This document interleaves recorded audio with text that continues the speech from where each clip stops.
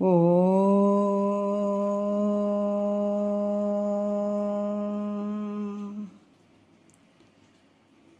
ಗುರುರ್ಬ್ರಹ್ಮ ಗುರುರ್ವಿಷ್ಣು ಗುರುರ್ದೇವೋ ಮಹೇಶ್ವರಃ ಗುರು ಸಾಕ್ಷಾತ್ ಪರಬ್ರಹ್ಮ ತಸ್ಮೈ ಶ್ರೀ ಗುರವೇ ನಮಃ.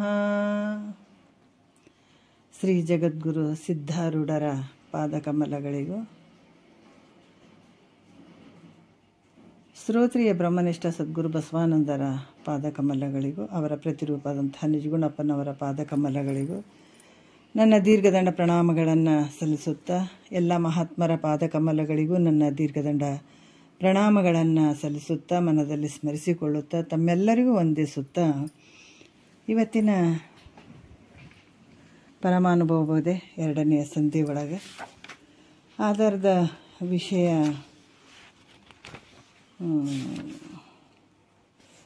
13ನೇ ಸೂತ್ರ ನಡೆದದು. ಕೊನೆಯ ನುಡಿಗಳನ್ನು ತಿಳ್ಕೊಂಡು ಮಾತಾಡಬೇಕಾಗ್ತದೆ.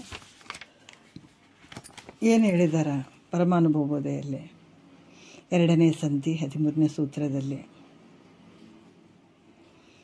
ಇಲ್ಲಿ ಕೂಡ ಏನು ಹೇಳ್ತಾರೆ? ಪರದೋಳು ಭಿನ್ನ ಅಭಿನ್ನಾದಿ ರೂಪದೇ ಪೇಳಲರಿದು ತತ್ಕಲ್ಪಿತ ಪುರುಷನ ಅಂತ ಹೇಳ್ತಾರೆ.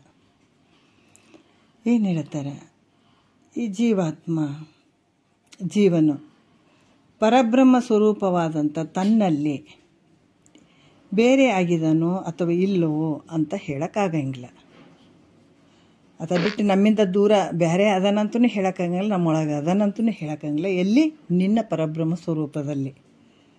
ಅಂದರೆ ಹೆಂಗದ ಅಂದ್ರೆ ಅನಿರ್ವಚನೀಯವಾಗಿರುವಂಥದ್ದು ಅಂತ ಹಿಂದಿನ ವಿಚಾರಗಳಲ್ಲಿ ಹೇಳ್ಕೊಂಡು ಬಂದರು. ಇವಾಗ ಏನು ಹೇಳ್ತಾರೆ? ನಿನ್ನೆ ವಿಷಯದಲ್ಲಿ 7ನೇ ಒಂದು ನುಡಿಯಲ್ಲಿ ಹೇಳಿದರು. ಬೆಜವಾಡ ನ್ಯಾಯದ ಒಂದು ವಿಚಾರವನ್ನು ಹೇಳಿದರು. ಯಾಕಂದ್ರೆ ಕಲ್ಪಿತ ಪುರುಷ, ಈಗ ಮುಂದಿಂದ ಹೇಳ್ತಾರೆ, ನಾವು 8ನೇ ನುಡಿ ನೋಡೋಣ. ಕಲ್ಪಿತ ಪುರುಷನು ಪರಬ್ರಹ್ಮದಲ್ಲಿ ಇರ್ತಾನಂತ ತಮ್ಮಿಂದ ಹೇಳಿದ್ರಿ. ಕಲ್ಪಿತ ಪುರುಷ ಎಲ್ಲಿದ್ದಾನ?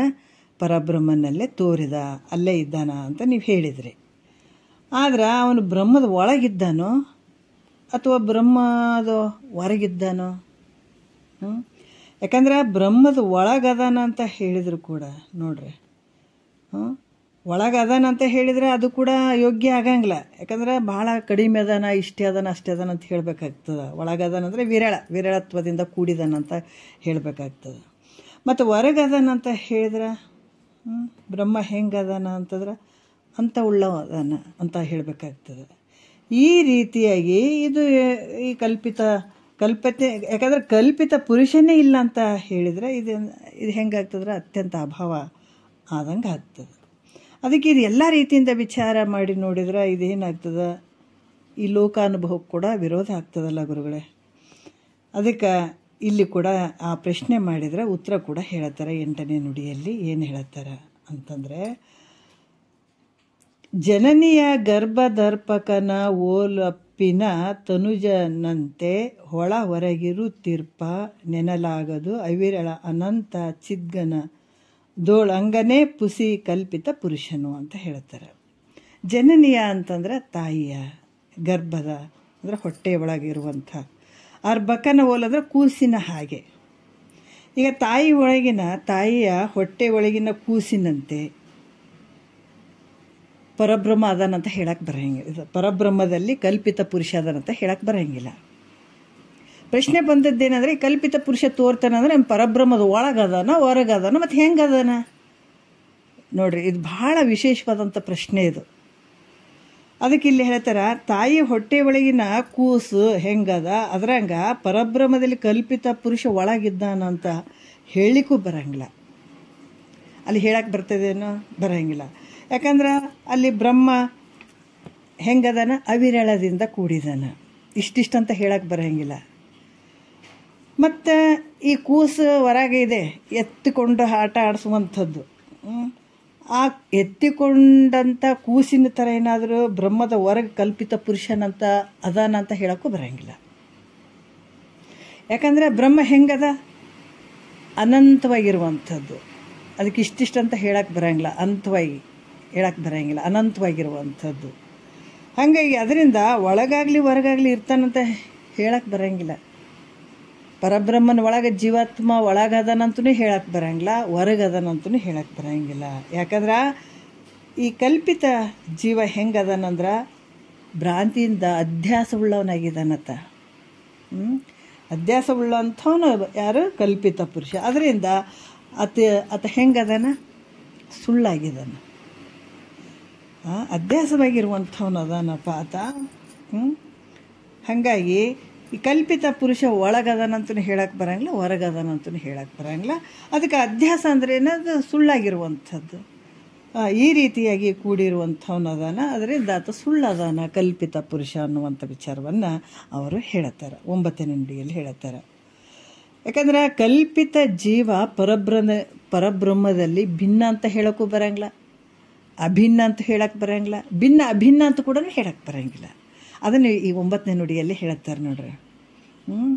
ಯಾಕಂತಂದ್ರೆ ಇಲ್ಲಿ ಕೂಡ ಏನು ಹೇಳ್ತಾರೆ? ಚೆನ್ನೆ ವೇದಾನುಯುಕ್ತಿಯೊಳು ಪರೀಕ್ಷಿಸೆ ನನ್ನಿ ಎನಿಸುವ ಪರಮನೋಳು ಭಿನ್ನನು ಮೇಣ ಅಭಿನ್ನನು ಭಿನ್ನ ಅಭಿನ್ನನೆಂದೆನ್ನಬಾರದು ಪುಸಿ ಜೀವನ. ನೋಡ್ರಿ, ಚೆನ್ನೆ ಅಂದರೆ ಮೈತ್ರಾದೇವಿಗೆ ಅವರು ವರ್ಣನೆ ಮಾಡ್ತಾರೆ, ಸುಂದರಿ. ಯಾಕಂದ್ರೆ ಸುಂದರಿ ಅಂದರೆ ಆಕೆ ಶರೀರ ಭಾಳ ಸುಂದರವಾಗಿ ಆಗ್ಯದ. ಇದೇ ಏನು ಅಂತಂದ್ರೆ ಹಾಗಲ್ಲ. ಯಾಕಂದ್ರೆ ಕೇಳುವಂಥ ಭಾವ ಹೊಂದಿದಂತಹ ಮೈತ್ರಾದೇವಿಗೆ ವರ್ಣನೆ ಮಾಡ್ತಾರೆ ಅವರು. ಏನು ಹೇಳ್ತಾರೆ? ಈ ಪುಸಿಯಾಗಿರುವಂಥ ವೇದಾನಯುಕ್ತಿಯಳು ಅಂದ್ರೆ ವೇದಾನಯುಕ್ತಿ ಅಂದರೆ ವೇದದಲ್ಲಿರುವಂಥ ಈ ಪ್ರಮಾಣ ಮತ್ತು ಅದಕ್ಕೆ ಅನುಸಾರವಾದಂಥ ಯುಕ್ತಿಯಿಂದಲೂ ಹೇಳಿದಂಥದ್ದು. ವಿಚಾರ ಮಾಡಿ ನೋಡಿದ್ರೆ ಯಾವುದೇ ನಾವು ವಿಚಾರ ಮಾಡಬೇಕಾದ್ರೆ ಈ ಪ್ರಮಾಣಗಳು ಇರಬೇಕು. ನಾವು ಗುರು ಮುಖಾಂತರ ಕೇಳಬೇಕಾದ್ರೂ ಕೂಡ ಪ್ರಮಾಣ ಇಟ್ಕೊಂಡು ಹೇಳುವಂಥ ಸದ್ಗುರು ಮುಖಾಂತರನೇ ಕೇಳಬೇಕಾಗ್ತದೆ. ಅದು ಕ್ರಮವಾಗಿ ಕೇಳಬೇಕಾಗ್ತದೆ. ನಮಗಿದೆಲ್ಲ ನಮ್ಗೆ ಸಂಶಯ ಇಲ್ಲದೆ ಜ್ಞಾನ ಆಗಬೇಕಾಗಿತ್ತು ಅಂದ್ರೆ ನಮಗೆ ಒಂದು ತಾಳ್ಮೆ ಬೇಕಾಗ್ತದೆ, ಪೇಷನ್ಸ್ ಬೇಕಾಗ್ತದೆ. ಕೂತ್ಕೊಂಡು ದಿನ ಪ್ರತಿನಿತ್ಯ ಗುರು ಮುಖಾಂತರ ಕೇಳಿದಾಗ ನಮ್ಮಲ್ಲಿರುವಂಥ ಸಂಶಯ ಅನ್ನುವಂಥದ್ದು ನಿವೃತ್ತಿ ಆಗ್ತದೆ. ಅದಕ್ಕೆ ಇಲ್ಲಿ ಕೂಡ ಏನು ಹೇಳ್ತಾರೆ? ವಿಚಾರ ಮಾಡಿ, ಯಾವುದು ವೇದದಲ್ಲಿ ಹೇಳಿದಂಥದ್ದು ಆ ಯುಕ್ತಿಗಳ ಅನುಸಾರವಾಗಿ ವಿಚಾರ ಮಾಡಿ ನೋಡಿದ್ರೆ ಪರಮಾತ್ಮನಲ್ಲಿ ನೋಡ್ರಿ ಪುಸಿಯಾದ ಜೀವನು ಸತ್ಯವಾದಂಥ ಪರಬ್ರಹ್ಮದೊಡನೆ. ಯಾಕಂದರೆ ಜೀವಾತ್ಮನ ಅದಕ್ಕೆ ನಿಜಗೊಂಡ್ರದ್ದು ಎಷ್ಟು ಚಂದ ಐತೆ ಅದು ನೋಡ್ರಿ. ಮೊದಲೇ ಹೇಳಿಬಿಟ್ಟಿದ್ದಾರೆ, ಇದೆಲ್ಲ ಜಗತ್ತಿನಾಗ ಸಾಯ್ತೀನಿ ಹುಟ್ಟುತ್ತೀನಿ, ನನಗೆ ಇದೇನು ಮಧ್ಯದ ಐತಲ್ಲ, ಹುಟ್ಟಿ ಬಂದ ನಂತರ ಇದು ಹೋರಾಟ, ಜನನ ಮರಣ ಅನ್ನುವಂಥದ್ದೇ ಒಂದು ಸಂಸಾರ.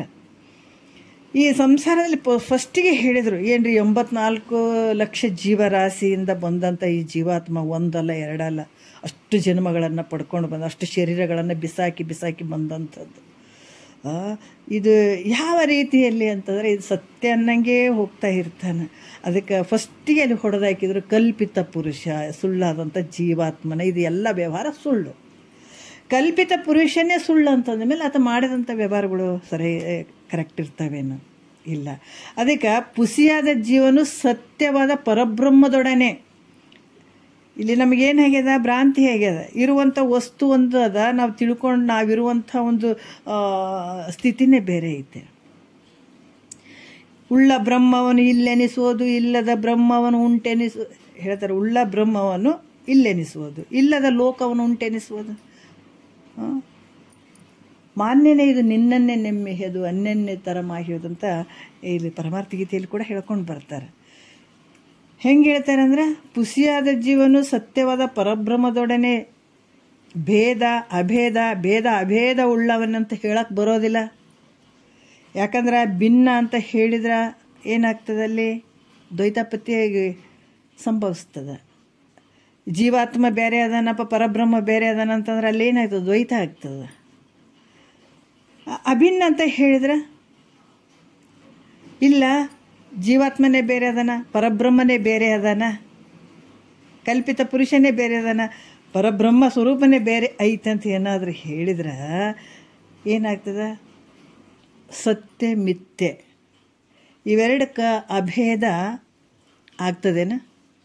ಆಗಂಗಿಲ್ಲ. ಕತ್ತಲೆ ಮತ್ತು ಬೆಳಕು ಒಂದೇ ಕೂಡ್ತವೇನು? ಕೂಡಂಗಿಲ್ಲ. ಯಾಕಂದರೆ ಸುಳ್ಳಾದಂಥದ್ದು ಇದು ಕಲ್ಪಿತ ಪುರುಷ, ಸತ್ಯವಾದಂತಹ ಈ ಪರಬ್ರಹ್ಮ ಸ್ವರೂಪ ಒಂದು ಕಡೆ ಕೂಡ್ತವನು. ಸತ್ಯ ಮಿಥ್ಯೆ ಅದು ಅಭೇದ ಆಗಂಗಿಲ್ಲ. ಅದಕ್ಕೆ ಭೇದ ಅಭೇದವನ್ನು ಹೇಳಿದ್ರೆ ಅವೆರಡು ಪರಸ್ಪರ ಹೆಂಗದ ವಿರೋಧ ಅದಾವ, ಹಂಗೆ ಹೇಳೋಕ್ಕೂ ಬರೋಂಗಿಲ್ಲ. ಅದಕ್ಕೆ ಕಿಂತು ಅನಿರ್ವಚನೀಯ ಐತೆ ಅಂತ ಹೇಳುತ್ತಾರೆ. ನೋಡಿದಾಗ ಐತೆ, ತಿಳಿದಾಗಿಲ್ಲ, ತಿಳಿದೇ ಇದ್ದಾಗ ಆದ ಅಂತ ಅಂದ್ಕೊಳ್ಳೋದು. ಜೀವಾತ್ಮ ತಿಳಿದೇ ಇದ್ದಾಗ ಜೀವಾತ್ಮ ಅಂದ್ಕೊಳತ್ತಾನೆ. ಅದಕ್ಕೆ ಅರಿದೊಡೆ ಪರಮಾತ್ಮ, ಮರೆದೊಡೆ ಜೀವಾತ್ಮ. ಈ ರೀತಿಯಾಗಿ ನಿರ್ವಚನೀಯವಾಗಿರುವಂಥದ್ದು ಅನ್ನುವಂಥ ವಿಚಾರವನ್ನು ಹೇಳ್ತಾರೆ. 10ನೇ ನುಡಿಯಲ್ಲಿ ಹೇಳ್ತಾರೆ. ಏನು ಹೇಳ್ತಾರೆ ಈಗ 10ನೇ ನುಡಿಯಲ್ಲಿ? ಭಿನ್ನವೇ ತಮವದ ಅಭಿನ್ನವೇ ಸತ್ವವದು, ಭಿನ್ನ ಅಭಿನ್ನವೇ ರಜೋಗುಣವಕ್ಕೂ ಉನ್ನಿಸಿ ನೋಡಲು ಈ ಕಾಂಡತ್ರಯಗಳು ಚಿನ್ನಿದಿಯ ನಿಪ ತನ್ನೋಳು ಮಿಥ್ಯೆ. ನೋಡ್ರಿ, ಭಿನ್ನವೇ ಅಂದರೆ ಭೇದವಾಗಿರುವಂಥದ್ದು.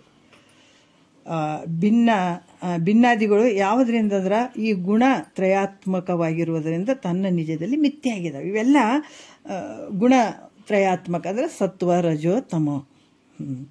ಇವೆಲ್ಲ ಇವುಗಳಿಂದ ಕೂಡಿರುವುದರಿಂದ ನಿಜದಲ್ಲಿ ನಿನ್ನ ನಿಜ ಸ್ವರೂಪದಲ್ಲಿ ಇವು ಮಿಥ್ಯೆ ಆಗ್ತವೆ. ಅದಕ್ಕೆ ಇಲ್ಲಿ ಕೂಡ ಹೇಳ್ತಾರೆ, ಭಿನ್ನ ಅನ್ನುವಂಥದ್ದು ತಮೋ ರೂಪಿಂದ, ಮತ್ತು ಅಭಿನ್ನ ಅನ್ನುವಂಥದ್ದು ಸತ್ವ, ಮತ್ತು ಭಿನ್ನ ಅಭಿನ್ನ ಅನ್ನುವಂಥದ್ದು ರಜೋಗುಣ. ಈ 3 ಗುಣಗಳು ಉಳ್ಳಂಥವು ಆಗ್ತವೆ. ಅದರಿಂದ ಈ 3 ಗುಣಗಳು ನೋಡ್ರಿ ಉನ್ನಿಸಿ ನೋಡಲು ಅಂದ್ರೆ ವಿಚಾರ ಮಾಡಿ ನೋಡಿದಾಗ ಈ ಕಾಂಡತ್ರಯಗಳು 3 ಕಾಂಡಗಳು ಇಲ್ಲಿ ಏನು ಹೇಳ್ತಾರೆ ಅವರು, ಈ 3 ಗುಣಗಳು ನಿರ್ಗುಣ ರೂಪವಾಗಿರುವಂಥದ್ದು ನಿನ್ನ ಸ್ವರೂಪ. ಯಾವ ಗುಣಗಳಿಲ್ಲ, ಆ ಸ್ವಗತಾದಿ ಭೇದ ರಹಿತನಾಗಿರುವಂಥದ್ದು ನಿನ್ನ ಸ್ವರೂಪ ಐತೆ. ಯಾವ ಉಪಾಧಿಗಳಿಗೆ ಒಳಗಾದಂಥದ್ದಲ್ಲ ನಿನ್ನ ಸ್ವರೂಪ.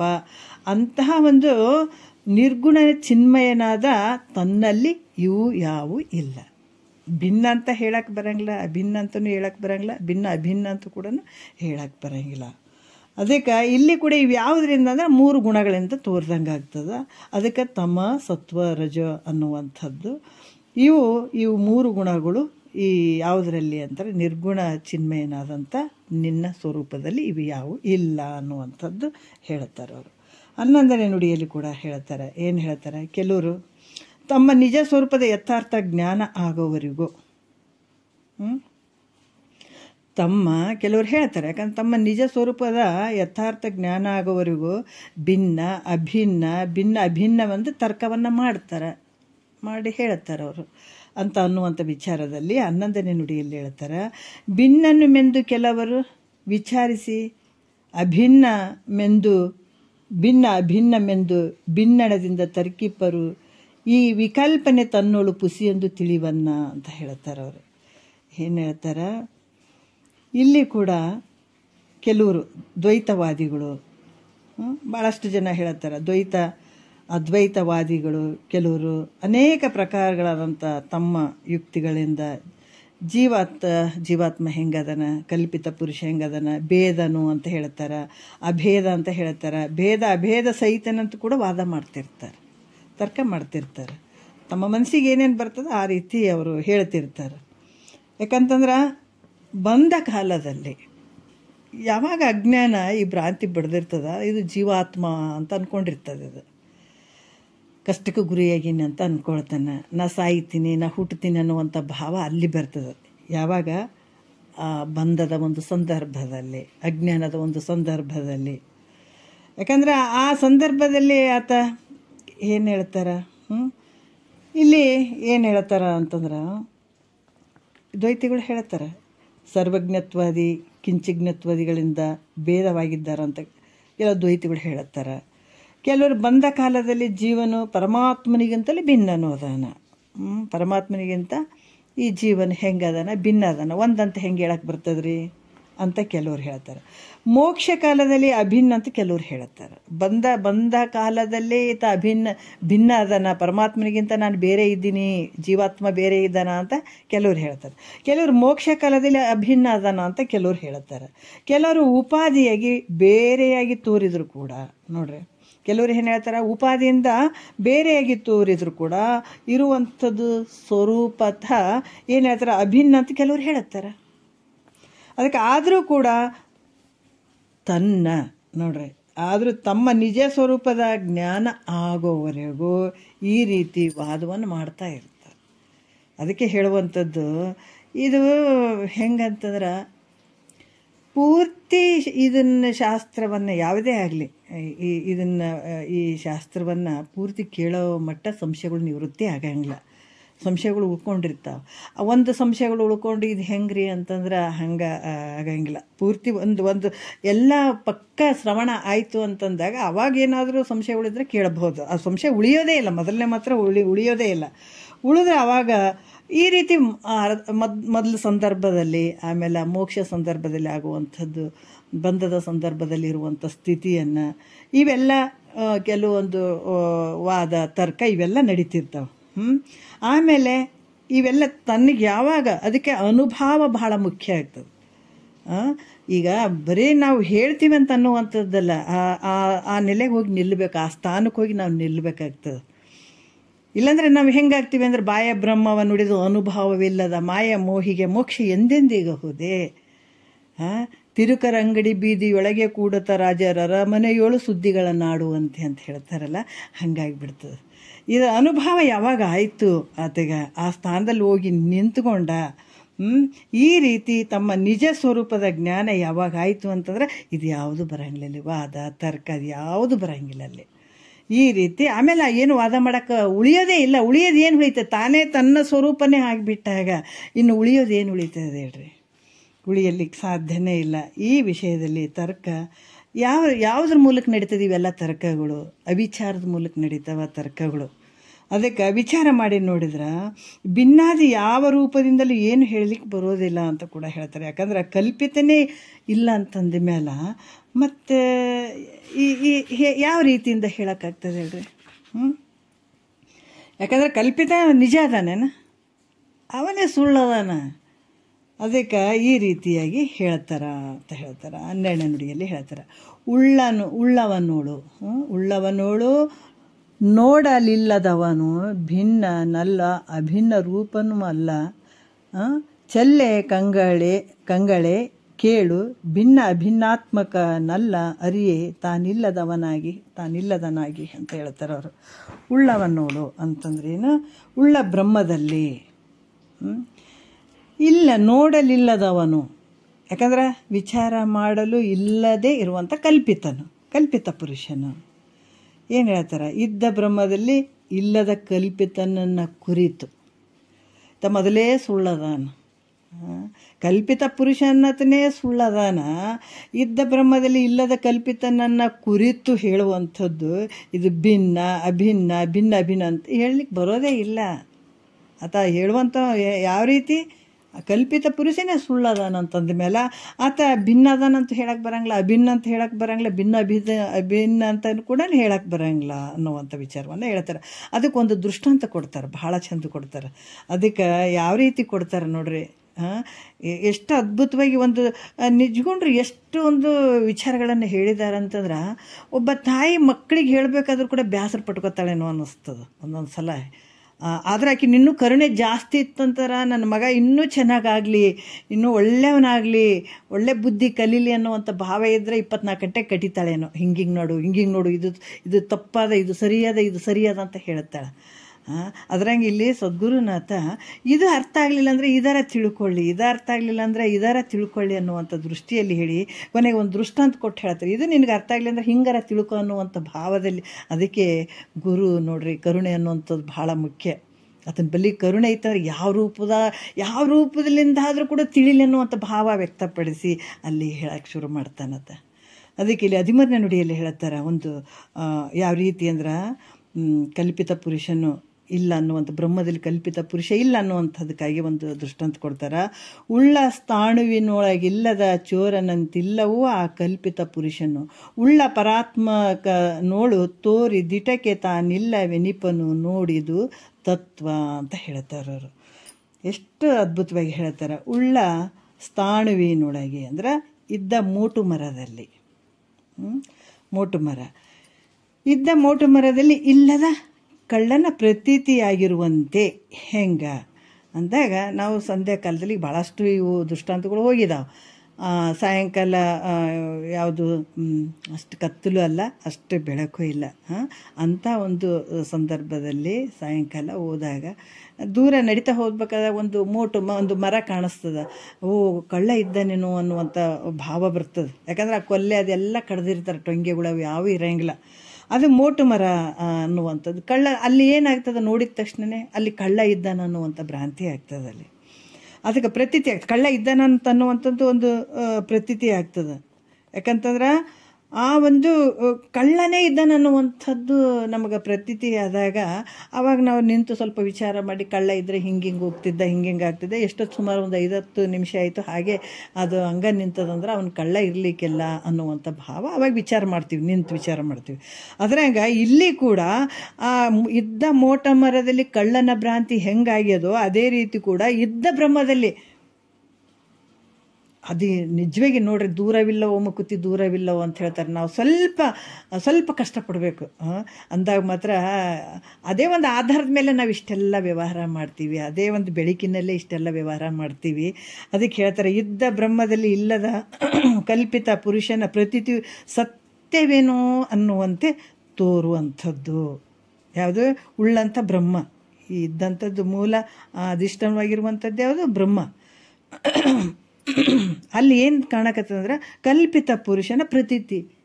ಈಗ ಮೋಟು ಮರದಲ್ಲಿ ಕಳ್ಳನೇ ಅದನ್ನನ್ನುವಂಥ ಸತ್ಯ ಹೆಂಗೆ ತೋರಕತ್ತದೋ ನಮ್ಗೆ, ಅದೇ ರೀತಿ ಕೂಡ ಇದ್ದ ಬ್ರಹ್ಮದಲ್ಲಿ ಇಲ್ಲದ ಕಲ್ಪಿತನೋ ಈತ ಸತ್ಯನೋ ಅನ್ನುವಂಗ ತೋರಕತ್ತದ. ಮತ್ತೆ ಏನಾಗ್ತದೆ, ತಾನೇ ಇಲ್ಲದಂಗೆ ಆಗ್ತದೆ. ಅದರಿಂದ ಇಲ್ಲಿ ಏನೊಂದು ಹೇಳಲಿಕ್ಕೆ ಅಲ್ಲಿ ಬರಂಗಿಲ್ಲ, ತೋರ್ತದ. ನಾವು ವಿಚಾರ ಮಾಡಿದಾಗ ಅದೇ ನಾಶ ಏನು ಇಲ್ಲಪ್ಪ ಅಂತ ಅನ್ನಿಸುವಂಥದ್ದು, ಏನೊಂದು ಅಲ್ಲಿ ಹೇಳಕ್ಕೆ ಬರಂಗಿಲ್ಲ. ಅದೇ ರೀತಿ ಕೂಡ ಇಲ್ಲಿ ಕೂಡ ಹೇಳ್ತಾರೆ, ಕಲ್ಪಿತ ಪುರುಷನು ತನ್ನ ನಿಜವನ್ನು ತಾನು ತಿಳಿಯುವವರೆಗೆ, ಯಾವಾಗ ಅಲ್ಲಿ ನಿಂತ ಒಂದು ವೇಳೆ ಇಲ್ಲ ಅಲ್ಲಿ ಕಳ್ಳನೇ ಅದಾನಪ್ಪ ಅಂತ ಹಿಂದಕ್ಕೆ ಬಂದು ಬಿಡ್ಬೋದಲ್ಲ. ಈಗ ಮೋಟು ಮರದಲ್ಲಿ ಕಳ್ಳನ ಭ್ರಾಂತಿ ಆಗ್ಯದ, ಇಲ್ಲಪ್ಪ ಅದು ಕಳ್ಳನೇ ಅದಾನೋ ಅಂತ ಹೇಳ್ಬಿಟ್ಟು ಇಲ್ಲ ನಾವು ಹೆಂಗೆ ವಾಪಸ್ ಬಂದಿವಿ ಅಲ್ಲೇ ಹೋಗ್ಬಿಡಮ್ ನಡ್ರಿ ಅಂತ ಒಂಟು ಬಿಡ್ಬೋದು. ಆದ್ರೆ ಒಂಟು ಬಿಡದೇನೆ ಇದು ಏನಿರ್ಬೋದು ಅಂತ ಅಲ್ಲಿ ನಿಂತು ಅಥವಾ ಏನಾರ ವಿಚಾರ ಮಾಡಿದಾಗ ಈತ ಮೋಟು ಮರ ಅದಪ್ಪ, ಇದು ಕಳ್ಳ ಅಂತ ನನಗೆ ಹಿಂಗೆ ಅನಿಸ್ಯದ, ಆದರೆ ಇದು ಸುಳ್ಳು, ಕಳ್ಳ ಅಲ್ಲ, ಇದು ಮೋಟು ಮರ ಅಂತ ಯಾವಾಗ ಗೊತ್ತಾಗ್ತದೆ ಅಲ್ಲಿವರೆಗೂ ಇಲ್ಲಿ ಕೂಡ ಏನು ಹೇಳ್ತಾರ, ಕಲ್ಪಿತ ಪುರುಷನು ತನ್ನ ನಿಜವನ್ನು ತಾನು ತಿಳಿಯೋವರೆಗೂ ನಿಜ ಅನ್ನುವಂತೆ ತೋರ್ತಾನತ. ಆದರೆ ಅರಿತ ಮೇಲೆ ಏನಾಗ್ತಾನ, ಅದು ತಿಳ್ಕೊಂಡ ಮೇಲೆ ಏನಾಗ್ತದೆ, ನಾನು ನೀನು ಅನ್ನುವಂಥದ್ದು ಇಲ್ಲಿ ಎಲ್ಲವೂ ಮಿಥ್ಯೆ ಆಗ್ತದೆ. ನೀನು ಬೇರೆ, ನಾನು ಬೇರೆ, ಅದು ಬೇರೆ, ಇದು ಬೇರೆ, ಎಲ್ಲವೂ ಮಿಥ್ಯೆ ಆಗ್ತದೆ. ತಿಳಿಯೋ ಮಟ್ಟ ಇವೆಲ್ಲ ಇರ್ತಾವೆ, ಅದು ಬೇರೆ ಇದು ಬೇರೆ ಅನ್ನುವಂಥದ್ದು ಎಲ್ಲ ಇರ್ತಾವೆ. ಇಲ್ಲಿ ಮತ್ತೆ 14ನೇ ನುಡಿಯಲ್ಲಿ ಕೂಡ ಹೇಳ್ತಾರ, ಎನ್ನಗಂ ಈ ಪರಿಯೋಳು ನೆರೆ ಪುಸಿ ಎಂದು ತನ್ನ ತಾನರಿಯದ ಮುನ್ನವೇ ನನ್ನಿ ಎಂಬಂತೆ ಎಸೆದಿರ್ಪ ನರಿಯೇ ಬಳಿಕ ನೀ ನಾನೆಂಬುದೆಲ್ಲವೂ ಮಿಥ್ಯ ಅನ್ನುವಂಥ ವಿಚಾರವನ್ನು 14ನೇ ನುಡಿಯಲ್ಲಿ ಹೇಳ್ತಾರೆ.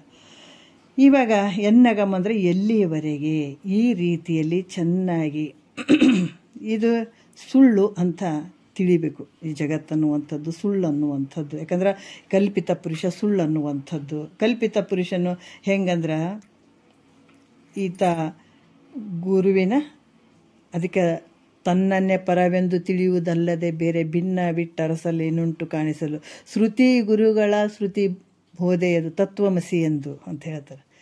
ಶ್ರುತಿ ಗುರುಗಳ ಬೋಧೆಯದು ತತ್ವಮಸಿ ಎಂದು ನುತಿಸಲಾನಾರೆಂದು ಬೆಸೆಗೊಂಡ ಬಗೆಗೆ ಗತಿಯಾವುದಿನ್ನು ತನ್ನುಳುಮೆ ತನ್ನೊಳಗಲ್ಲಾದಿ ತರಂಗಳಲ್ಲಿ ಭೇದಿಸಲುಂಟೆ ಬರಿದೆ ತನ್ನನ್ನೇ ಪರವೆಂದು ತಿಳಿಯುವುದಲ್ಲದೆ ಬೇರೆ ಭಿನ್ನ ಬಿಟ್ಟರಸಲೇನುಂಟು ಕಾಣಿಸಲು.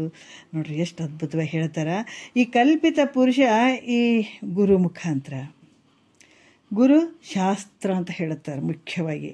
ಅಂದ್ರೆ ಗುರು ಹೇಳಬೇಕಾದ್ರೂ ಕೂಡ ಪ್ರಮಾಣ ಅದಿಂದನೇ ಹೇಳಬೇಕಾಗ್ತದೆ, ಶಾಸ್ತ್ರ ಇರಬೇಕಾಗ್ತದೆ, ಹಂಗೆ ಶ್ರುತಿ ಪ್ರಮಾಣಗಳು ಇರಬೇಕಾಗ್ತದೆ. ಅದಕ್ಕೆ ಅಂಥ ಸದ್ಗುರು ಹೇಳುವಂಥದ್ದು ಗುರುವಚನವೇ ಶ್ರುತಿ, ಗುರುವಚನವೇ ಸ್ಮೃತಿ, ಗುರುವಚನವೇ ಪುರಾಣ ಆಗಮ, ಗುರುವಚನವೇ ಸಕಲ ಸಿದ್ಧಿಗಳಾಗು, ಗುರುವಚನವೇ ಮೋಕ್ಷಗತಿ ಆಯಿತು. ಹಾಗೆ ಕೇಳಬೇಕಾದಂಥದ್ದು. ಯಾಕಂದ್ರೆ ಗುರು ಕೂಡ ಹೇಳುವಂಥದ್ದು ಶಾಸ್ತ್ರವನ್ನು ಇಟ್ಟುಕೊಂಡು, ಅಂದರೆ ಶ್ರುತಿ ಪ್ರಮಾಣಗಳನ್ನು ಇಟ್ಟುಕೊಂಡು ಅಲ್ಲಿ ಹೇಳುವಂಥದ್ದು. ಇಂಥ ಒಂದು ಗುರುಶಾಸ್ತ್ರಗಳಿಂದ ತನ್ನ ನಿಜವನ್ನು ತಾನು ತಿಳಿಯೋದಕ್ಕಿಂತ ಮೊದಲು, ಇದೆಲ್ಲ ತಿಳಿಯೋದಕ್ಕಿಂತ ಮೊದಲ ಏನಾಗಿದ್ವಿ, ಇದು ಜೀವಾತ್ಮ ಮಾಡುವಂಥದ್ದೆಲ್ಲ ಸತ್ಯ ಅಂದ್ಕೊಂಡ್ಬಿಟ್ಟಿವಿಲ್ಲ, ಇದೇ ಸತ್ಯ ಅಂತ ಅಂದ್ಕೊಂಡಿದ್ದೀವಿ. ಸತ್ಯ ಅನ್ನುವಂಥ ರೀತಿಯಲ್ಲೇ ತೋರ್ತಾ ಇದ್ದಾನೆ ಹಂಗಾಗಿಬಿಟ್ಟು ನಾವು ನೋಡ್ರಿ, ಯಾಕಂದ್ರೆ ಗುರು ಶಾಸ್ತ್ರ ನಾವು ಹೆಂಗಾರ ಕೇಳಿ, ತಿಳಿದಾರ ಕೇಳಿ, ತಿಳಿತದಂತಾರ ಕೇಳಿ, ತಿಳಿಯಂಗ್ಲಂತಾರ ಕೇಳಿ ಅದ್ರ ಕೆಲಸ ಮಾಡ್ತದೆ.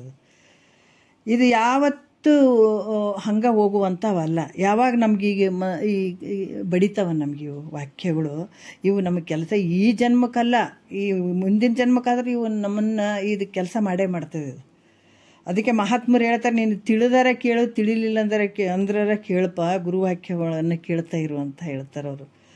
ಯಾಕೆ ಹೇಳ್ತಾರ ಅಂತಂದ್ರೆ ಇಲ್ಲಿ ಕೂಡ ಹೇಳ್ತಾರೆ, ನಾವು ಭಾಳಷ್ಟು ಪರಿಣಾಮ ಈ ವಾಕ್ಯಗಳಿಂದ ನಾವು ಏನಂತಂದ್ರೆ ಒಂದು ಅಜ್ಞಾನದ ಒಂದು ನಿವೃತ್ತಿ ಕ್ರಮೇಣ ಆಗ್ತಾ ಹೋಗ್ತದೆ. ಇಲ್ಲಿ ಇಷ್ಟಿಗೆ ಹಿಂಗೆ ಆಗ್ತದೆ ಹಂಗೆ ಆಗ್ತದೆ ಅಂತ ಹೇಳಕ್ಕೆ ಬರೋಂಗಿಲ್ಲ. ಯಾವಾಗ ನೀನು ಹೇಳ್ತಾರಲ್ಲ, ಒಂದೊಂದು ಹನಿ ಗೂಡಿದ್ರೆ ಹಳ್ಳ, ಒಂದೊಂದು ಏನು ಕಾಳು ಕ್ವಿಂಟಲ್ ಜೋಳ ಆಗ್ತದಲ್ಲ, ಒಂದೊಂದು ಕಾಳು ಸೇರಿದ್ರೆ ಅದ್ರಂಗೆ ಪ್ರತಿನಿತ್ಯ ಕೇಳಿದಂಥದ್ದು ಇದು ಯಾವತ್ತೂ ಹುಸಿ ಹೋಗದೇ ಇರುವಂಥದ್ದು. ಇಲ್ಲಿ ಕೂಡ ಹೇಳ್ತಾರೆ, ಏನು ಹೇಳ್ತಾರೆ, ಈ ಗುರುಶಾಸ್ತ್ರಗಳಿಂದ ನಿನ್ನ ನಿಜವನ್ನು ನೀನು ತಿಳಿಯೋದಕ್ಕಿಂತ ಮೊದಲು ಇದು ಸತ್ಯ ಅನ್ನುವಂಗೆ ತೋರಿಸುವಂಥದ್ದು ಯಾವುದು ಜೀವ ಕಲ್ಪಿತ ಪುರುಷ. ತಿಳಿದ ಮೇಲೆ ಅರ್ಧ ಕೆಲಸ, ಕುಂತು ಕೇಳ್ತೀವಿ ಅಂದ್ರೆ ಅರ್ಧ ಕೆಲಸ ಆಯ್ತು ಇಲ್ಲಿ. ಮಹಾತ್ಮರು ಅವಾಗೇ ಹೇಳಿದರು. ಏನು ಹೇಳಿದ್ರು? ಯಾಜ್ಞವಲ್ಕರು ಮೊದಲೇ ಹೇಳಿಲ್ಲ. ಮೈತ್ರ ಕೇಳಿದಳು, ಸ್ಮೃತಿ ಮಾತ್ರದಿಂದ ಸಂಸ್ಕೃತಿ ಬಂದವಳಿದು ಸನ್ನುತ್ತ ನಿಜ ಸುಖದವಳ ಆ ನಿರುತ್ತಿರ್ಪ ಇದಕ್ಕಿದೆ ಮತ್ತು ಅನ್ನವಿಲ್ಲೆಂದೆನಪ ಸದ್ಗತಿಯನ್ನೇ ಪೇಳೆನೆಗೆ ಅಮಳಾತ್ಮ ಅಂತ ಕೇಳಿದಾಗ ಬಾಬಾ ಅಂದ್ಬಿಟ್ರು. ಗುರುಗಳು ಇದಕ್ಕೆ ಖುಷಿ ಪಡ್ತಾರೆ. ಎಂಥ ಕೆಲಸ! ಅದಕ್ಕೆ ಶಾಂತ ರೊಸೆದಂದು ಬಣ್ಣಿಸುವ ವರ್ತನವನ್ನು ಅದು ಕೊಡೋ ನನಗಂತ ಕೇಳಿದಾರೆ ನಿಜಗೊಂಡ್ರು. ಬೇಡುವೆನೋ ಅಭವ ನಿಮ್ಮನ್ನು ಭವಭವದೊಳಗೆ ಮಾಡೆನ ಒಲಿದು ಸುಗುಣ ಸಂತತಿಯೇ ನಿಂತು, ಅದರಲ್ಲಿ ಕೆಲವೊಂದು ವಿಚಾರಗಳನ್ನು ಕೇಳುತ್ತಾರೆ. ಎಂಥ ಅದ್ಭುತವಾದ. ಇನ್ನು ಆಕೆ ಕೇಳೇ ಇಲ್ಲ, ಮೈತ್ರಿದೇವಿ ಕೇಳೇ ಇಲ್ಲ. ಆವಾಗ ಶುರು ಮಾಡಿಬಿಟ್ರು, ಅಬ್ಬಾಬಾ ಏನು ಕೇಳಕತ್ತಿ ಮೈತ್ರ, ಮತಿಯುಂಟೆ ಜಡರಿಗೆ ಅದ್ವೈತವನ್ನು ಅರಿಯಲಿಕ್ಕೆ ಸತಿನಿನೇ ಸುಕೃತಿ ಪೇಳುವೆನೆ ಕೇಳಂದುಬಿಟ್ರು. ನೋಡ್ರಿ ಎಷ್ಟು ಪುಣ್ಯ ಅಲ್ಲ. ಇಂಥ ವಿಚಾರಗಳನ್ನು ನಾವು ಕೇಳ್ತಾ ಇದ್ದೀವಿ ಅಂತ ಭಾಳ ಮೇಲ್ಮಟ್ಟದಲ್ಲಿ ಇದೀವಿ ಅಂತ ಅಂದ್ಕೊಳ್ಬೇಕು ನಾವು. ಅದಕ್ಕೆ ಮತಿಯುಂಟೆ ಜಡರಿಗೆ ಅದ್ವೈತವನ್ನು ಅರಿಯಲಿಕ್ಕೆ ಅಂತ ಹೇಳ್ತಾರ. ಜಡರಂದ್ರೆ ಯಾರು? ನಾವಿದನ್ನೇನು ಕೇಳಂಗಿಲ್ಲಲ್ಲ, ಅವರೆಲ್ಲ ಜಡರು ಅಂತ ಹೇಳ್ತಾರೆ ಅವರು. ಈ ರೀತಿಯಾಗಿ ಇಲ್ಲಿ ಕೂಡ ಏನು ಹೇಳ್ತಾರ, ಸುದತಿ ಕೇಳು, ಈ ವಿಶ್ವದೊಳಗೆ ನಿನ್ನಂತೆ ಪದೇ ಪಿಂದೆ ಕೇಳಿದವರು ಯಾರು ಉಂಟು ಅಂತ ಹೇಳ್ತಾರೆ. ಮತ್ತೆ ಅವರು ಈ ವಿಶ್ವದೊಳಗೆ ಅಂತ ಹೇಳ್ತಾರ. ನೋಡ್ರಿ ಹೆಂಗೈತೆ, ಈ ವಿಶ್ವದೊಳಗೆ ನಿನ್ನಂತೆ ಪದೇ ಪಿಂದೆ ಕೇಳಿದವರು ಯಾರುಂಟು ಮೈತ್ರ, ಭಾಳ ಧನ್ಯ ಇದೆ ನೀನು, ಕೃತಕೃತ್ಯ ಹುಟ್ಟಿದದಕ್ಕೆ ಸಾರ್ಥಕ ಆಗಿಬಿಡ್ತು ಅಂತ ಹೇಳ್ತಾರೆ ಅವರು. ಹಾಗಾಗಿ ಇಲ್ಲಿ ಕೂಡ ಏನು ಹೇಳ್ತಾರ, ಯಾವಾಗ ತಿಳಿಯೋ ಮಟ್ಟ ಇಲ್ಲಿ ಬ್ರಹ್ಮದಲ್ಲಿ, ಯಾಕಂತಂದ್ರೆ ಯಾವಾಗ ಇದು ಮಿಥ್ಯೆ ಆಗ್ತದೆ, ಮೂಟು ಮರ ತಿಳಿಯುವ ಪರ್ಯಂತರ ಕಳ್ಳನ ತೋರ್ತಾನೆ. ಆದರೂ ಕೂಡ ತಿಳಿದ ಮೇಲೆ ಇದೆಲ್ಲ ಸುಳ್ಳು ಆಗ್ತದ ಅನ್ನುವಂಥ ವಿಚಾರವನ್ನು ನಾನು ನೀನು ಅನ್ನುವಂಥದ್ದು. ಯಾಕಂದರೆ ಭೇದ ತೋರಂಗಿಲ್ಲಲ್ಲಿ. ಯಾವಾಗ ನೀನು ನಿಜ ಸ್ವರೂಪದ ಜ್ಞಾನ ನಿನಗಾಯಿತು ಅಂತಂದಾಗ ಅಲ್ಲಿ ನಾನು ಇಲ್ಲ ನೀನು ಇಲ್ಲ. ನೋಡ್ರಿ, ಅದಕ್ಕೆ ಮಹಾತ್ಮರು ಭಾಳ ಚಂದ ಇರ್ತಾವೆಲ್ಲ ಅರ್ಥವನ್ನು ಮಾಡಿಕೊಂಡು ತತ್ವ ಪದಗಳನ್ನು ಬರೆದ್ರು ಅವರು. ಅದಕ್ಕೆ ನಾನಲ್ಲೋ ಶಿವ ನಾನಲ್ಲೋ ನಾ ಹೋಗದೆ ಶಿವ ತಾನಾಗಲ್ಲೋ, ನಾನಲ್ಲೋ ಶಿವ ನಾನಲ್ಲೋ ನಾ ಹೋಗದೆ ಶಿವ ತಾನಾಗಲ್ಲ. ಯಾವಾಗ ಸದ್ಗುರು ಮುಖಾಂತರ ಈ ವಿಚಾರಗಳನ್ನು ಕೇಳ್ತೀವಿ ಅಲ್ಲಿ ಅವಾಗ ಹೋಗ್ತದೆ ನೋಡ್ರಿ. ನಾನು ಅನ್ನುವಂಥದ್ದು ಅಲ್ಲಿವರೆಗೆ ಹೋಗಂಗಿಲ್ಲ. ನಾವು ಅಂದ್ಕೊಂಡಿರ್ತೀವಿ ಇಲ್ರಿ ನಾವು ಬಿಟ್ಟಿವ್ರಿ, ನಾನು ಅನ್ನುವಂಥದ್ದು ಬಿಟ್ಬಿಟ್ಟಿವ್ರಿ ಅಂತ ಹೇಳ್ತೀವಿ. ಆದ್ರೆ ಹಂಗೆ ಹೋಗಂಗಿಲ್ಲ, ಅದು ಸಾಧ್ಯ ಇಲ್ಲ, ಹಂಗೆ ಹೋಗೋಕ್ಕಾಗಂಗಿಲ್ಲ ಅದು. ಯಾವಾಗ ಗುರು ಮುಖಾಂತರ ಇದನ್ನು ನಾವು ಕೇಳ್ತಾ ಬರ್ತೀವಿ ಅವಾಗ ಇದು ನಾನು ಅನ್ನುವಂಥದ್ದು ಹೋಗ್ತದೆ, ನೀನು ಅನ್ನುವಂಥದ್ದು ಹೋಗ್ತದೆ, ಅದು ಅನ್ನುವಂಥದ್ದು ಹೋಗ್ತದೆ, ಇದು ಅನ್ನುವಂಥದ್ದು ಹೋಗ್ತದೆ, ಎಲ್ಲ ಹೋಗ್ತಾವೆ ಅವಾಗ. ಅಲ್ಲೇ ಮಟ್ಟ ಇವೆಲ್ಲ ಹಿಡ್ಕೊಂಡು ಕುಂತಿರ್ತೀವಿ. ಯಾವಾಗ ಸದ್ಗುರು ಮುಖಾಂತರ ಇವನ್ನೆಲ್ಲ ಕೇಳ್ತೀವಿ ಆವಾಗ ಇವೆಲ್ಲ ಹೋಗ್ತಾವ. ಯಾವ ನಾನು ನೀನು ಅನ್ನುವಂಥ ಯಾವ ಭೇದವೂ ಅಲ್ಲಿ ತೋರಂಗಿಲ್ಲ. ಅಂದ್ರೆ ಎಲ್ಲ ಮಿಥ್ಯೆ ಆಗಿರುವಂಥದ್ದು. ಯಾವಾಗ ಮೋಟು ಮರೆನೇ ಇದಾದಂತ ತಿಳಿಯುವ ಮಟ್ಟ ಕಳ್ಳನ ಭ್ರಾಂತಿ ಹೆಂಗೆ ತೋರ್ತದೋ ಹಂಗೆ ನಿನ್ನ ಸ್ವರೂಪದ ಜ್ಞಾನ ಆಗುವವರೆಗೂ ಈ ಕಲ್ಪಿತ ಪುರುಷ ಸತ್ಯ ಅನ್ನುವ ಹಾಗೆ ತೋರ್ತಾನೆ. ಹಂಗೆ ಅದು ನಿನ್ನ ನಿಜ ಜ್ಞಾನ ಆಗೋವರೆಗೂ ನಾ ಸಾಯ್ತೀನಿ, ನಾನು ಹುಟ್ಟುತ್ತೀನಿ ಹಂಗನೇ ಅನ್ಕೊಂತ ಹೋಗೋದೆ. ಆದ್ರೆ ಯಾವಾಗ ನಿನ್ನ ನಿಜದ ಒಂದು ಇರುವಿಕೆ ನಿನಗೆ ಗೊತ್ತಾಗ್ತದ ಆವಾಗ ಇವೆಲ್ಲ ಹೋಗ್ಬಿಡ್ತಾವೆ, ಹಾರಿ ಹೋಗ್ಬಿಡ್ತಾವೆ. ಮತ್ತೆ ಇವು ಹೆಂಗದ ಒಟ್ಟಿದ್ದಂಗೆ ಅದಕ್ಕೆ ವಿಕೃತಿ ರೂಪ ವಿಶ್ವ ತೃಷವೆಲ್ಲವನ್ನು ತೂರಿ ಅಂತ ಹೇಳಿದಾರೆ ಅವರು. ಇವೆಲ್ಲ ಒಟ್ಟಿದ್ದಂಗೆ ಇವನ್ನೆಲ್ಲ ಇಟ್ಕೊಂಡು ಭತ್ತಕ್ಕೆ ಮತ್ತು ಅದು ಒಟ್ಟದು ಎರಡು ಜೊತಿದ್ದಾಗ ಅದು ಬೆಳೀತದಲ್ಲ, ಆ ರೀತಿ ಇವೆಲ್ಲ ಇಟ್ಕೊಂಡು ಕುಂತು ನಾವು ಸಾಯ್ತೀವಿ ನಾವು ಹುಡ್ತೀವಿ ಅಂತ ಕೂತ್ಕೊಂಡಿದ್ದೀವಿ. ಆವಾಗ ಇದನ್ನು ಒಟ್ಟನ್ನು ತೆಗೆದು ಹಾಕಿಬಿಟ್ಟಿವಿ. ನೀನು ಹುಟ್ಟುವವನಲ್ಲ ಸಾಯುವವನು ಅಲ್ಲ.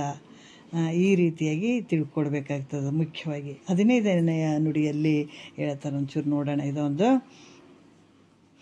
ಯಾಕಂದರೆ ಕಲ್ಪಿತ ಪುರುಷ ಯಾರು? ಜೀವಾತ್ಮನಿಗೆ ಕಲ್ಪಿತ ಪುರುಷ ಅಂತ ಹೇಳಿದ್ದಾರೆ ಅವರು. ಈ ಜಗತ್ತು ಎರಡು ಸುಳ್ಳಾದಾಗ ಸಹಜವಾದ ನಿನ್ನ ನಿಜನೇ ಉಳಿತದ ಅನ್ನುವಂಥದ್ದು ಈ ಒಂದು 15ನೇ ನುಡಿಯಲ್ಲಿ ಹೇಳುತ್ತಾರೆ ಅವರು. ಪುಸಿಯಾಗಿ ತನ್ನಿಂದ ತಾನು ಈ ಜಗಮಿಂತು ಶಶಿಮುಖಿ ನಿಜ ಸತ್ಯ ಮುಳಿಯುವುದು ಹೊಸೆದು ನೀನದರಿಂದವನು ಮತಿಮುಟ್ಟಿ ಭಾವಿಸುವ ವೇಷ ವಿಭ್ರಾಂತ ನಟನಂತೆ.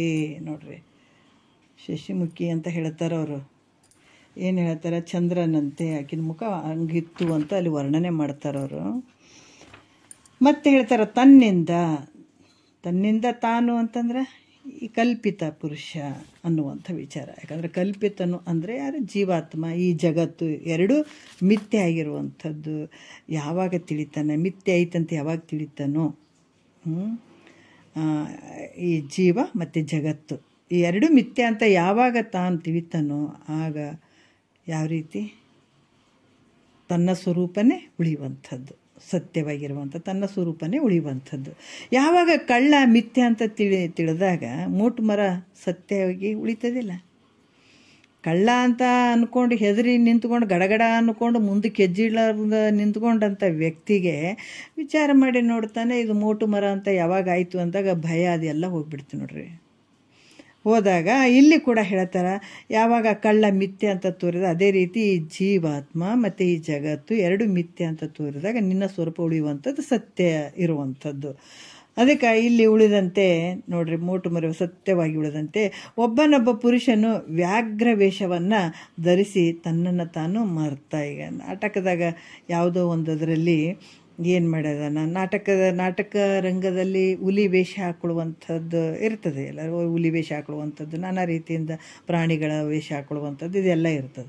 ಅದನ್ನು ಧರಿಸಿ ತನ್ನನ್ನು ತಾನು ಮರೆತು ನಾನು ಹುಲಿ ಇದ್ದೇನೆ ಅಂತ ಹೋಗಿ ಅದಕ್ಕೆ ಭ್ರಾಂತಿಯಿಂದ ಆತ ಏನು ಮಾಡ್ದ, ಹುಲಿ ಇದ್ದೇನೆ ಅಂತ ಭ್ರಾಂತನಾಗಿ ಜನರನ್ನು ಏನು ಕಾಡ್ಸಕ್ಕತ್ತಿದ ಶುರು ಮಾಡಿದ, ಪೀಡ್ಸಕ್ಕೆ ಶುರು ಮಾಡಿದ.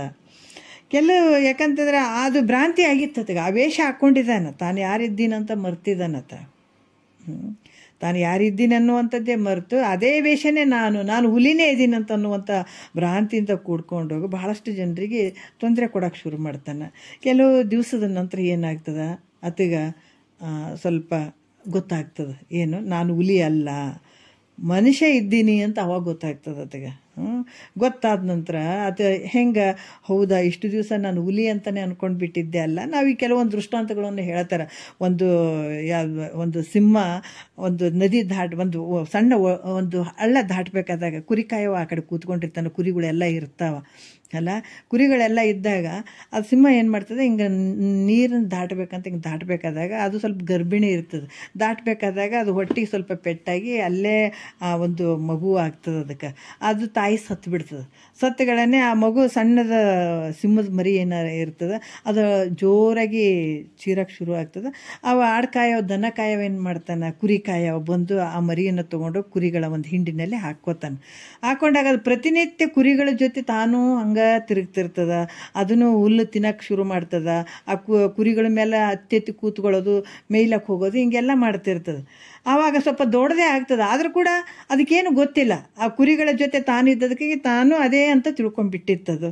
ಕೊನೆಗೆ ಸ್ವಲ್ಪ ದೊಡ್ಡದು ಆಯಿತು. ಅಲ್ಲಿ ಎಲ್ಲ ಕುರಿ ಕಾಯಕ್ಕೆ ಕರ್ಕೊಂಡು ತೊಗೊಂಡು ಹೋಗಿದ್ರು ಮೇಯಿಸ್ಲಾಕ. ಅವಾಗ ಒಂದು ನಿಜವಾದಂಥ ಸಿಂಹ ಬಂತಲ್ಲಿ. ಬಂದಾಗ ಜೋರಾಗಿ ಅದು ಗರ್ಜಿಸಿದಾಗ ಎಲ್ಲ ಪ್ರಾಣಿ ಪಕ್ಷಿಗಳೆಲ್ಲ ದೂರ ದೂರ ದೂರ ಹೊರಟು ಹೋಗಿಬಿಟ್ಟು ಹೆದರಿಬಿಟ್ಟು. ಅವಾಗ ಇದು ಒಂದೇ ಸಿಂಹ ನಿಂತಿತ್ತು. ನಿಂತಾಗ ಬಂದು, ಅರೆ ರೇ, ನಾನು ನಿನ್ನಂಗೆ ಇದ್ದೀನಿ, ನೀನು ನನ್ನಂಗೆ ಇದ್ದೀಯಲ್ಲ, ನಾವಿಬ್ಬರು ಒಂದೇ ಅಂತ ಹೇಳ್ತದು. ಇಲ್ಲ ಇಲ್ಲ, ನಾನು ಬೇರೆನೇ ಇದ್ದೀನಿ, ನೀನು ಬೇರೆ ಇದ್ದೀಯ ಅಂತ ಇದು ಅಂತ ಕುರಿಗಳ ಜೊತೆ ಇದ್ದಂಥ ಸಿಂಹ. ಇಲ್ಲ ನೋಡೋಣ ನಡಿ, ನೀನು ನನ್ನಂಗೆ ಇದ್ದಿ, ನೀನು ನನ್ನ ಥರನೇ ಇದ್ದಿ, ನಡಿ ಅಂತ ಹೋಗಿ ಒಂದು ಸರೋವರದ ಹತ್ರ ಹೋಗಿ ಇದು ಅದ್ರ ಒಂದು ನೆರಳನ್ನು ನೋಡು, ನಾನು ನೀನು ಒಂದೇ ಅಂತ ಹೇಳಿದಾಗ ಎರಡು ನೋಡಿದ್ರೆ ಸೇಮ್ ಇತ್ತು. ಹೌದಲ್ಲ, ನಾನು ನಿನ್ನಂಗೆ ಇದ್ದೀನಿ ನೋಡು, ನೀನು ಒಂದ್ಸಲ ಜೋರಾಗಿ ಗರ್ಜಿಸು ಅಂತ ಹೇಳಿದಾಗ ಆಯಿತು ಅಂತ ಹೇಳ್ಬಿಟ್ಟು ಗರ್ಜನೆ ಮಾಡಿತು ಅಂತ ಹೇಳ್ತಾರೆ. ಹಾಗಾಗಿ ನೀನು ನನ್ನಂಗೆ ಇದಿ ಅಂತ ಹೇಳಿದಾಗ ಅದಕ್ಕೆ ಭಾಳ ಸಂತೋಷ ಆಗ್ತದೆ. ಆ ರೀತಿ ಕೂಡ ಇಲ್ಲಿ ಕೂಡ ಏನಾಗ್ತದ, ತನ್ನನ್ನು ತಾನು ತಿಳ್ಕೊಂಡು ಮರ್ತ್ಕೊಂಡಿತ್ತದು. ನಾ ಕುರಿನೇ ಅಂತ ತಿಳ್ಕೊಂಡ್ಬಿಟ್ಟಿತ್ತಲ್ಲ. ಅದ್ರಂಗೆ ಇದು ಜೀವಾತ್ಮ, ನಾನು ಸಾಯ್ತೀನಿ, ನಾನು ಹುಟ್ಟುತ್ತೀನಿ, ನಾನು ಹಂಗೈತೆ ಹಿಂಗೈತಿ ಅಂತ ಹತ್ಕೊಂತ ಕುಂತ, ನಾ ಕಿಂಚಿಜ್ಞತ್ವದಿಂದ ಕೂಡಿದ್ದೀನಿ ಅಂತ ಇತ್ತಿಂದೇನು ಭ್ರಾಂತಿ ಅದಲ್ಲ. ಇಲ್ಲಿ ನಿವೃತ್ತಿ ಆದ ನಂತರ ನಾನು ಪರಬ್ರಹ್ಮ ಸ್ವರೂಪ ಇದ್ದೀನಿ, ಪರಮಾತ್ಮನೇ ನಾನಿದ್ದೀನಿ ಅಂತ ತಿಳ್ಕೊಳ್ಳುವಂಥದ್ದು. ಈ ರೀತಿಯಾಗಿ ನಾನು ಹುಲಿ ಅಲ್ಲಪ್ಪ, ಈಗ ವೇಷ ಹಾಕ್ಕೊಂಡಿದ್ದೆ, ಈಗ ಹುಲಿ ಅಲ್ಲ, ನಾನು ಮನುಷ್ಯನೇ ಇದ್ದೀನಿ ಅನ್ನುವಂಥದ್ದು ಕೇಳತ್ತೆ ಹೆಂಗೆ ಸುಖಿ ಆಗ್ತಾನೆ, ಖುಷಿ ಆಗ್ತಾನೆ. ಅದೇ ರೀತಿ ಸಚ್ಚಿದಾನಂದ ಪರಬ್ರಹ್ಮ ಸ್ವರೂಪವೇ ನಾನಿದ್ದೀನಿ. ನನ್ನನ್ನು ಮರೆತು, ತನ್ನನ್ನು ಮರೆತು ನೋಡ್ರಿ, ಯಾಕಂದ್ರೆ ಸಚ್ಚಿದಾನಂದ ಪರಬ್ರಹ್ಮ ಸ್ವರೂಪನೇ ತಾನಿದ್ದುಕೊಂಡು ತನ್ನನ್ನೇ ಮರೆತು ನಾನು ಜೀವ ಅದೀನಿ ಅಂತನ್ನುವಂಥದ್ದು ಭ್ರಾಂತಿಯಿಂದ ಕೂಡಿರುವಂಥದ್ದು. ಯಾವಾಗ ಇದಕ್ಕೆ ಎಚ್ಚರ ಆಗ್ಬೇಕಾದ್ರೆ ಏನು, ನಮ್ಮನ್ನು ನಾವು ಮರ್ತದ್ದು ನಾವು ಆಟೋಮೆಟಿಕ್ಕಾಗಿ ನಾವು ಎಚ್ಚರ ಆಗ್ತೀವಿ ಅನ್ನೋದ್ರೆ, ಈಗ ಮಲಗಿರ್ತೀವಿ, ಮುಂಜಾನೆ ಎದ್ದುಗಳನ್ನೇ ನಾವು ಎಚ್ಚರಿಕೆ ಆಗಿಬಿಡ್ತಲ್ಲ. ಅದರಂಗೆ ಈ ಅಜ್ಞಾನದಿಂದ ನಮಗೆ ಎಚ್ಚರಿಕೆ ಆಗ್ತದೆ ಅನ್ನೋದ್ರೆ ಹಂಗಾಗಂಗಿಲ್ಲ. ಅದಕ್ಕೆ ಮುಖ್ಯವಾಗಿರುವಂಥದ್ದು ಗುರುಶಾಸ್ತ್ರಗಳಿಂದ. ಗುರುಶಾಸ್ತ್ರಗಳಿಂದನೇ ಇದು ಜನಿತವಾದಂಥ ವಿಚಾರ. ಇದು ಗುರು ಮುಖಾಂತರನೇ ಇದನ್ನು ನಾವು ಎಚ್ಚರಿಕೆ ಸ್ಥಿತಿಗೆ ಬರ್ಲಿಕ್ಕೆ ಸಾಧ್ಯ ಆಗ್ತದೆ. ಅದಕ್ಕೆ ಹೇಳ್ತಾರೆ, ಗುರುವಿನ ಗುಲಾಮನಾಗುವ ತನಕ ದೊರೆಯದಣ್ಣ ಮುಕ್ತಿ ಅಂತ ಹೇಳ್ತಾರೆ. ಯಾಕಂದರೆ ನಮ್ಮ ನಿಜ ಸ್ವರೂಪ ತಿಳಿಸುವಂಥ ತಾಕತ್ತು ಸದ್ಗುರುವಿಗೆ ಮಾತ್ರ ಐತೆ. ಅದಕ್ಕೆ ಜಗತ್ತಿನೊಳಗೆ ಸದ್ಗುರು ತಿಳಿಸಲಿಲ್ಲ ಅಂದರೆ ಎಲ್ಲರೂ ಹಂಗೆ ಸತ್ತು ಹೋಗ್ಬಿಡ್ತೀವಿ, ಜಗತ್ತು ಉದ್ಧಾರ ಆಗಂಗಿಲ್ಲ. ಯಾರು ಭಾಳಷ್ಟು ಕಷ್ಟ ಆಗ್ತದೆ. ಯಾಕಂದರೆ ಮುಮುಕ್ಷಿಗಳಿಗೆ ಸದ್ಗುರುನಾಥನಿಂದನೇ ಉದ್ಧಾರ ಆಗಬೇಕಾಗ್ತದೆ. ಅಥವಾ ಒಂದು ವೇಳೆ ಈ ವಿಷಯಗಳು ತಿಳಿಸಲಿಲ್ಲ ಅಂದರೆ ಅನಾಯಾಸವಾಗಿ ಸತ್ತು ಹೋಗಿಬಿಡ್ತಾರೆ, ಉಳಿಯೋದಿಲ್ಲ. ಅದಕ್ಕೆ ಬಳ್ಳಿ ಗುರುಡರು ಕೂಡಿ ಹಳ್ಳವನ್ನು ಬಿದ್ದಂತೆ, ಒಳ್ಳೆ ಗುರುವಿನ ಉಪದೇಶವಿಲ್ಲದೆ ಎಲ್ಲಿರೋದು ಮುಕ್ತಿ ಸರ್ವಜ್ಞ ಅಂತ ಹೇಳುತ್ತೆ. ಮಹಾತ್ಮರು ಯಾಕೆ ಹೇಳಿದ್ರು ಈ ವಿಚಾರಗಳನ್ನು? ಒಂದೊಂದು ಪ್ರಶ್ನೆ ಅರ್ಥ ಆದ್ರೆ ಅದಕ್ಕೆ ಉತ್ತರ ಹುಡುಕ್ತಾರೆ ಅನ್ನುವಂಥ ದೃಷ್ಟಿಯಲ್ಲಿ ವಚನಗಳು ಹೇಳಿದ್ದಾರೆ ಅವರು. ವಚನಗಳು ಇವೆಲ್ಲ ಯಾಕೆ ತಿಳಿಸಿದ್ದಾರೆ ಅಂದ್ರೆ, ಒಂದೊಂದು ಪ್ರಶ್ನೆ ಅರ್ಥ ಆಗಬೇಕು. ಒಂದೊಂದು ರೋಗದ, ಈಗ ಕ್ಯಾನ್ಸರ್ ರೋಗದ್ದು ಹಿಂಗೈತೆ ನೋಡ್ರಿ ಲಕ್ಷಣ, ಇದ್ರ ರೋಗದ್ದು ಹಿಂಗೈತೆ ನೋಡ್ರಿ ಲಕ್ಷಣ, ಇದ್ರ ರೋಗದ್ದು ಹಿಂಗೈತೆ ನೋಡ್ರಿ ಲಕ್ಷಣ ಅಂತ ನಮಗೆ ಭಾಳಷ್ಟು ಡಾಕ್ಟ್ರುಗಳೆಲ್ಲ ತಿಳಿಸ್ತಿರ್ತಾರೆ, ಪೇಪರ್ದಾಗ ಹಾಕ್ತಿರ್ತಾರೆ, ಟಿ ವಿಯಲ್ಲಿ ಹಾಕ್ತಿರ್ತಾರೆ. ಕರೋನಾದ ಲಕ್ಷಣಗಳು ಹಿಂಗದ ನೋಡ್ರಿ ಅಂತ ತಿಳಿಸ್ತಿರ್ತಾರೆ, ಹೌದಲ್ಲ.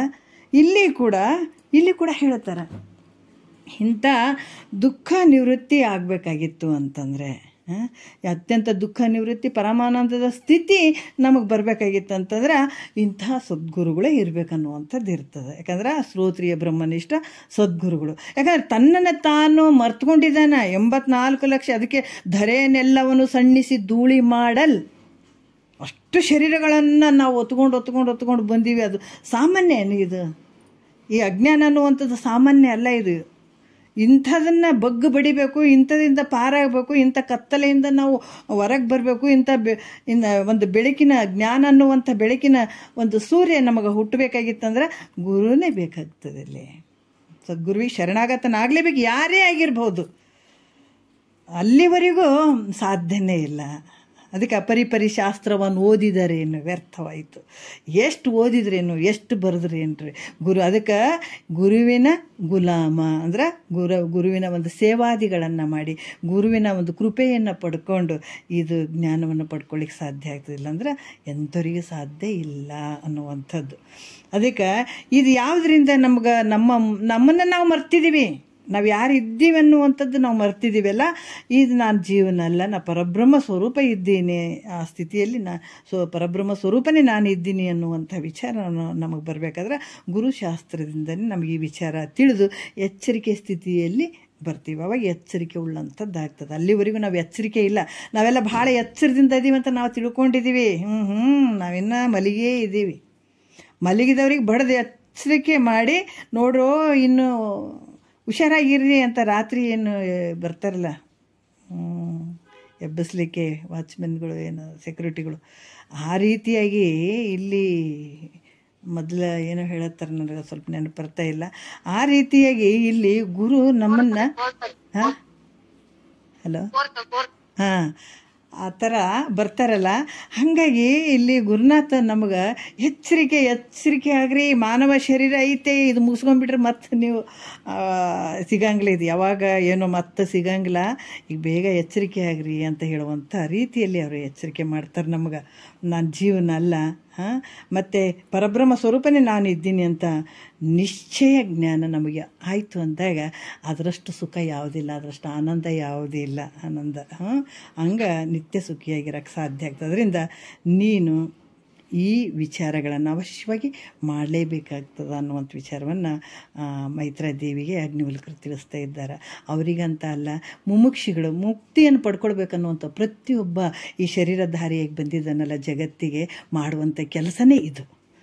ಇದನ್ನು ಈ ಮಾರ್ಗದಿಂದ ಹೋದರೆ ನಿನಗೆ ಅಂತ ಆನಂದ ಸಾಗರ, ಆನಂದ ಒಂದು ಮನೆಯನ್ನು ತಲುಪಲಿಕ್ಕೆ ಸಾಧ್ಯ ಆಗ್ತದಂತ ಮೈತ್ರಿ ದೇವಿಗೆ ಹೇಳ್ತಾ ಇದ್ದಾರೆ.